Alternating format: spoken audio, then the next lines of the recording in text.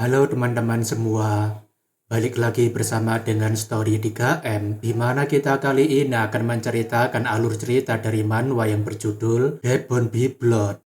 Baiklah, tidak perlu berlama lagi, langsung saja kita masuk ke dalam alur ceritanya. Pada chapter sebelumnya, Kim Sang-an menyuruh Taegel untuk memulai permainannya duluan, lagi pula pada akhirnya dirinya yang akan memenangkannya. Taegul jelas saja tertawa sambil berkata dia benar-benar luar biasa. Bukan hanya memilih permainan pukulan kasih sayang, tetapi dia bahkan menyuruhnya untuk memulai duluan. Taegul menanyakan apakah dia tidak pernah mendengar kalau dirinya pernah menghancurkan beberapa bajingan Junhong. Bahkan beberapa keduanya dirinya buat mereka pensiun dini. Akan tetapi Kim Sang-an berkata dia ini kebanyakan sekali berbicara. Dirinya tidak ingin buang-buang waktu lebih lama. Dan berkat Yerim, waktunya sudah terbuang terlalu banyak. Kim Sang-an berkata berhentilah berbicara dasar bajingan. Apakah dia akan memukulnya menggunakan mulutnya itu? Atau apakah dirinya perlu memukul mulutnya supaya dia diam? Taegul berkata dia benar-benar arogan seperti yang dirumorkan. Jadi dirinya akan membuatnya mengerti jika di atas langit masih ada langit. Taegul kemudian memastikan aturan permainannya, di mana mereka akan saling bergantian menerima pukulan kasih sayang, dan sasaran yang sah hanyalah bagian tubuh atas. Permainan tidak akan berhenti sampai salah satu di antara mereka tumbang, menyerah, atau mati, dan mengincar bagian yang tidak sah seperti buah jagar akan dianggap kalah. Taegul juga memperingatkan jika para saksi dilarang untuk ikut campur dalam pertarungan, dan jika mereka sampai melanggarnya, maka itu artinya kekalahan telak. Taegul tidak sabar lagi untuk mendapatkan semua hutang yang dimiliki oleh tim penagihan satu, dan apakah dirinya boleh tahu kira-kira dirinya akan mendapatkan berapa banyak. Kim Sang-an berkata dia akan tahu sendiri ketika sudah menang, jadi apakah dia sudah membawa bocah tidak berguna itu kemari, dan Taegul berkata mana mungkin dirinya tidak membawanya.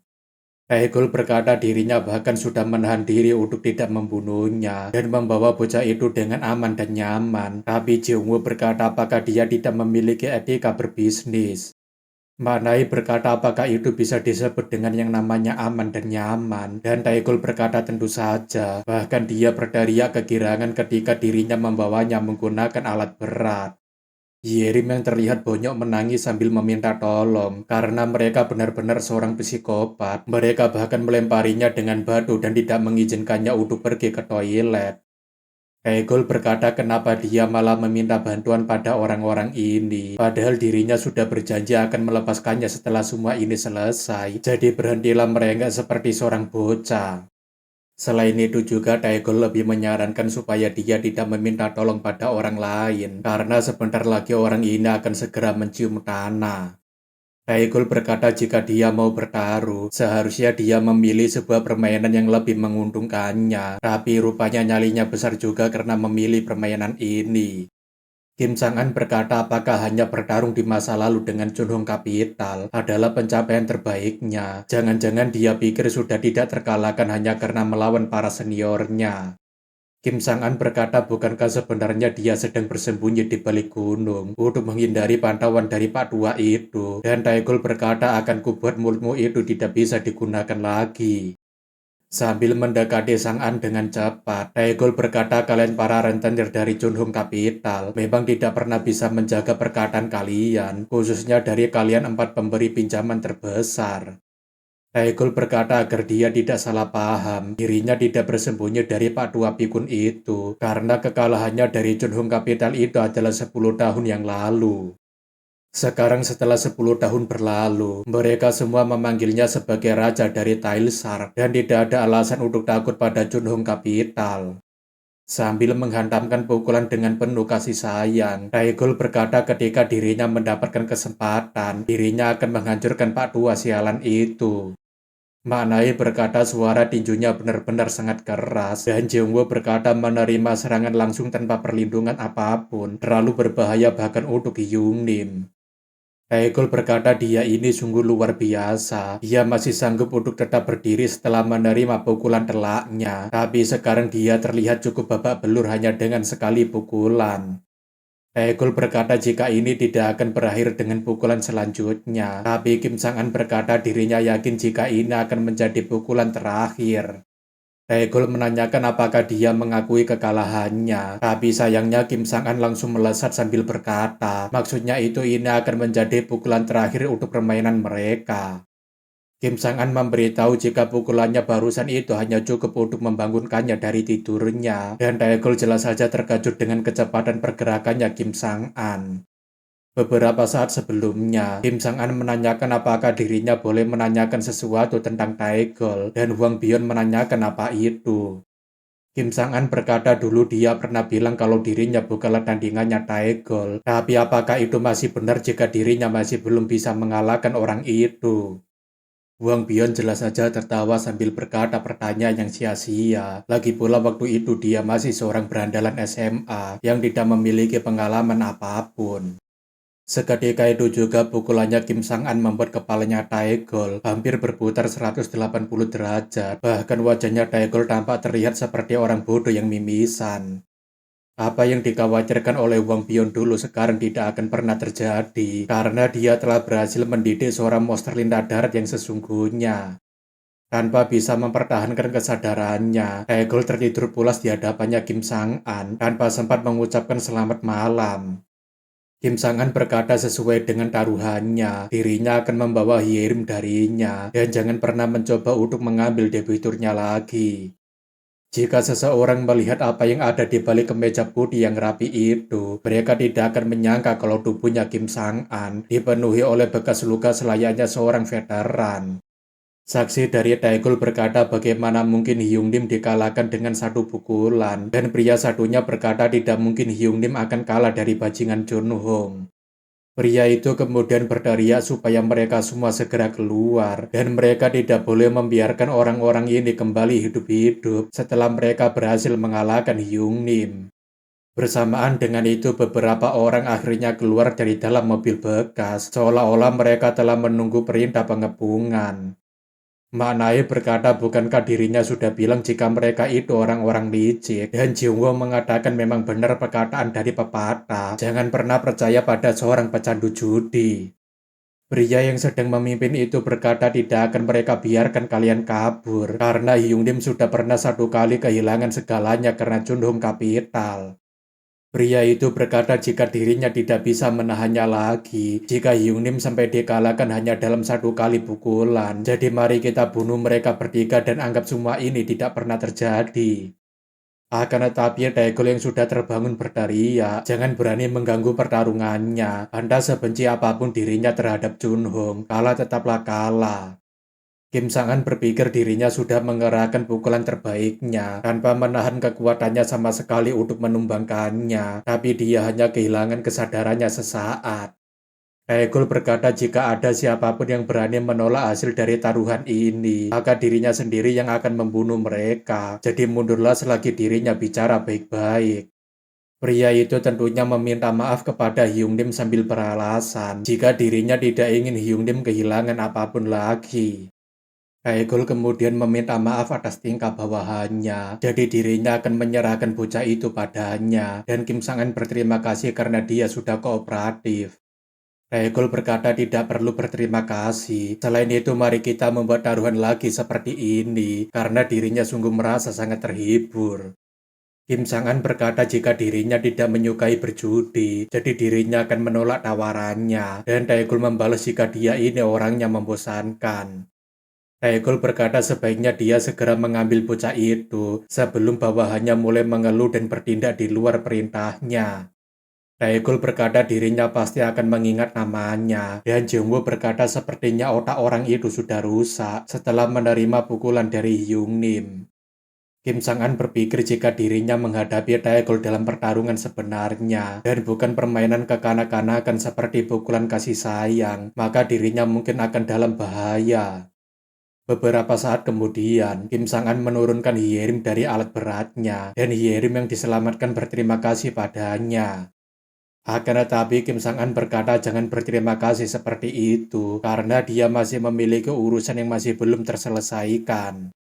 Kim Sang-an berkata dia hanya memiliki dua pilihan. Pertama, dia bisa melanjutkan pembayaran hutangnya seperti sekarang, tapi tentu saja dirinya akan membawanya ke Cina untuk menjualnya. Pilihan yang kedua, dia harus menjawab pertanyaannya dengan jujur. Jadi silakan putuskan sekarang juga sebelum dirinya berubah pikiran. Yerim berkata dirinya memilih pilihan kedua, dan Kim Sang-an berkata itu jawaban yang lebih dirinya sukai. Jadi mari kita mulai pembicaraan seriusnya. Berpindah ke tempat pemandian, di mana seseorang menanyakan kenapa Pak Tua membiarkan ketua Kim Sang-an untuk bebas dari hukuman setelah menggunakan nama perusahaan mereka. Wang Bion membalas jika itu memang langkah yang salah, akan tetapi pada akhirnya tidak ada yang terjadi, jadi tidak akan ada hukuman untuknya. Wang Bion menanyakan apakah dia ingin menghukum Kim Sang-an, tapi kepala keamanan berkata tentu saja tidak, hanya saja dirinya merasa cukup khawatir. Byung-gun berkata ketika ketua Kim Sang-an bertindak untuk membalaskan dendam pribadinya, ia mungkin akan menyebabkan kerugian bagi Chunhong Capital. Wang Bion berkata bocah itu tidak akan pernah mengambil langkah yang tidak diperlukan, dan kali ini dirinya juga yakin jika dia memiliki alasan untuk bertindak. Selain itu, memang apa salahnya jika dia membuat sedikit kerugian, lagi pula hanya dengan keberadaan bocah itu, asetnya bisa bertambah semakin besar. Wang Bion juga ingin supaya Hyung-gun tidak pernah lupa bahwa tindakannya Kim Sang-an kali ini juga termasuk sebagai hutang yang harus dia lunasi suatu saat, jadi dia tidak perlu khawatir. Berpindah ke Kim Sang-an, di mana dia menanyakan beberapa pertanyaan pada Yerim mengenai siapa saja yang terlibat dalam kematiannya Kim Yi-an. Kim Sang-an berkata bukankah dia menggunakan orang-orang yang berhutang untuk mendukung usaha gamenya semakin besar, dan Yerim berkata itu benar. Di antara orang-orang yang berhutang adalah Yu Geon, anak tahun ketiga kelas 2, dan demi bisa membebaskannya dari tanggung jawab hutangnya, Kim Yi-an memutuskan untuk menanggung hutangnya. Yerim berkata persis seperti apa yang dikatakan oleh wali kelas, tapi dalam pikirannya Yerim, mau sampai kapan orang ini terus mengoceh? Bukankah sudah lebih dari 2 jam dia bertanya? Yerim berkata dirinya sudah memberitahukan semua yang dirinya ketahui, tapi dalam pikirannya, tanyakan saja pertanyaan-pertanyaan dasar dan jangan mempersulitnya. Yerim berpikir jika dirinya ini adalah seorang jenius gamer, jadi sudah jelas dirinya telah mempersiapkan diri untuk hari di mana dirinya akan ditangkap dan diinterogasi. Beberapa waktu yang lalu, Yerim menanyakan bagaimana jika wali kelas menangkapnya. Bukankah seharusnya dia memberikan instruksi supaya cerita mereka terdengar sama?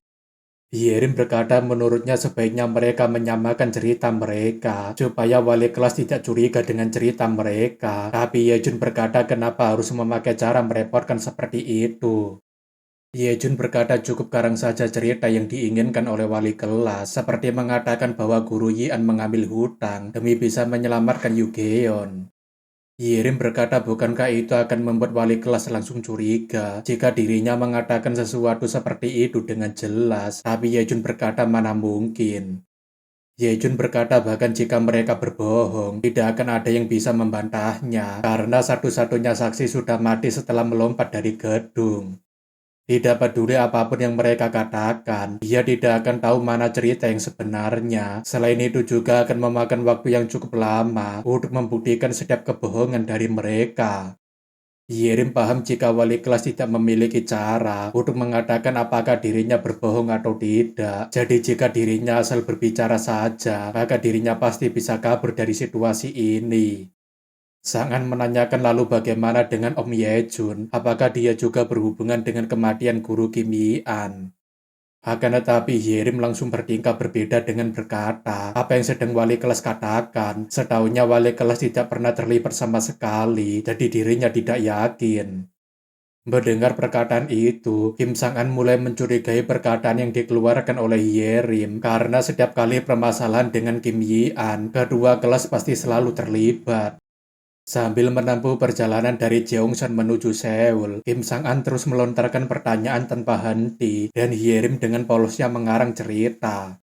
Tentu saja hampir semua yang dikatakan oleh Yerim adalah kebohongan, dan semakin banyak pertanyaan yang dilontarkan, kebohongan Yerim semakin jauh. Tentu saja Hyerim tidak sadar karena Kim Sang-an hanya menerima jawabannya untuk memastikan apakah jawabannya konsisten dan saling berhubungan. Setelah sampai di Seoul, singkatnya dia tidak pernah membuat Kim Yi-an berada dalam bahaya secara langsung dan pelaku sebenarnya adalah Hong Arum dan juga Baek Sang-woo. Kim Sang-an berkata ini adalah pertanyaan terakhir, apakah dia serius membangun usahanya sendiri dengan tabungannya tanpa meminta bantuan dari pihak ketiga, dan Hyerim berkata itu benar. Kim Sang-an berkata apakah semua pernyataannya ini adalah benar, dan Hyerim berkata dirinya mengatakan semuanya dengan jujur, lalu apa yang akan dia lakukan padanya? Kim Sang-an berkata sesuai dengan janjinya, jika dia menjawab semua pertanyaannya dengan jujur, maka dirinya akan menganggap jika semua hutangnya lunas.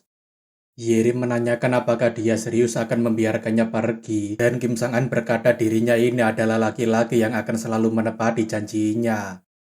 Yerim berkata berarti dirinya tidak memiliki hutang lagi padanya, dan Kim Sang-an berkata jangan sampai dirinya mengulanginya lagi, jadi segeralah pergi dari sini. Yerim yang merasa sudah menang jelas saja berpikir, kenapa ini lebih mudah daripada perkiraannya. Seharusnya dirinya membiarkan dirinya diinterogasi daripada bermain pistol. Yerim jelas saja berlari sambil berkata dirinya sekarang sudah bebas, jadi jangan sampai dia mengingkari janjinya hanya karena dia berubah pikiran. Jeongwoo berkata kenapa Hyungnim membiarkan wanita itu pergi, meskipun dirinya sudah mendengarkan beberapa bagiannya, tapi cerita wanita jalang itu tetap tidak masuk akal. Kim Sang-an berkata tentu saja dirinya tidak percaya dengan ucapan wanita itu, dan dirinya yakin sebagian besar apa yang dia katakan adalah kebohongan, bahkan mungkin saja semuanya. Mereka bilang yang mati tidak akan pernah bisa berbicara, dan dia berbohong padanya seolah-olah dirinya ini orang bodoh yang tidak tahu cara untuk mengungkapkan kebohongan. Jeongwoo menanyakan lalu kenapa Hyungnim masih membiarkan wanita itu pergi, tapi Kim Sang-an berkata apakah dia bisa memeriksa perangkat yang terpasang di jaketnya. Jeongwoo menanyakan apakah Hyungnim ingin melacak kemana perginya wanita itu, dan Kim Sang-an berkata itu benar, karena tidak mungkin seorang anak SMA bisa menghasilkan uang sebanyak itu tanpa pihak ketiga. Kim Sang-an yakin jika dia tidak akan dengan mudahnya membiarkan uang sebanyak itu lenyap, jadi dia pasti akan mencobanya untuk membuka kembali bisnisnya. Akan tetapi saat ini dia tidak memiliki modal, terlebih lagi semua perangkatnya sudah dirinya sita, dan akun gamenya sudah kosong, jadi mustahil baginya untuk meningkatkan skala produksinya seperti dulu. Namun jika dia memiliki bantuan dari pihak ketiga, maka ceritanya akan berbeda, dan jika prediksinya benar, maka dia akan segera mencari bantuan dari pihak ketiga itu.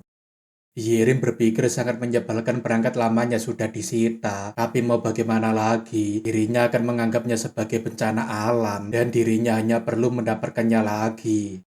Selama dirinya memiliki uang, maka dirinya bisa membeli lagi akun-akun game, jadi sekarang waktunya untuk meminta bantuan dari orang itu.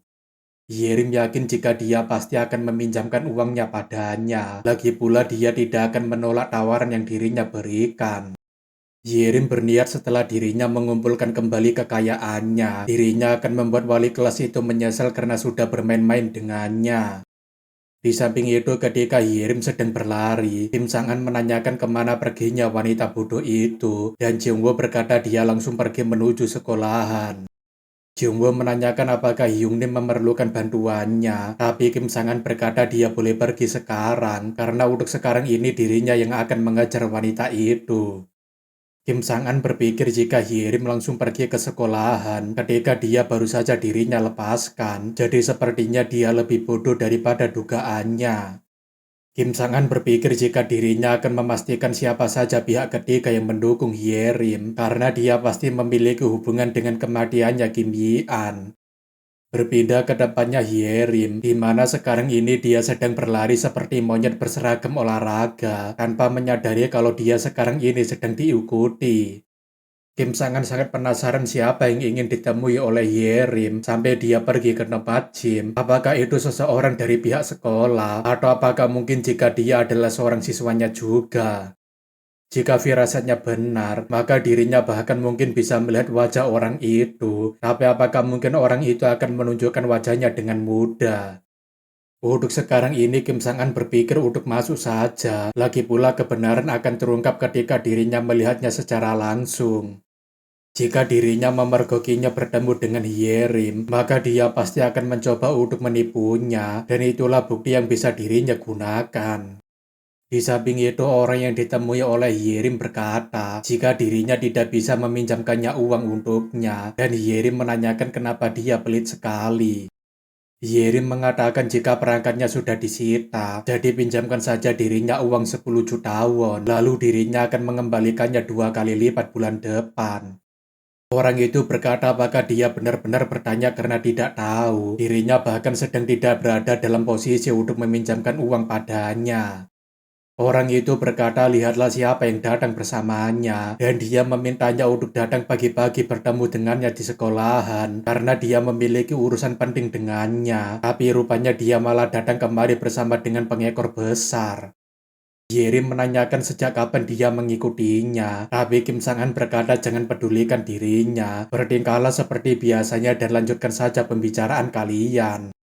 Orang itu berkata kenapa dia tiba-tiba bersikap seolah-olah tidak pernah ada. Mungkinkah dirinya perlu sedikit memberikannya pukulan.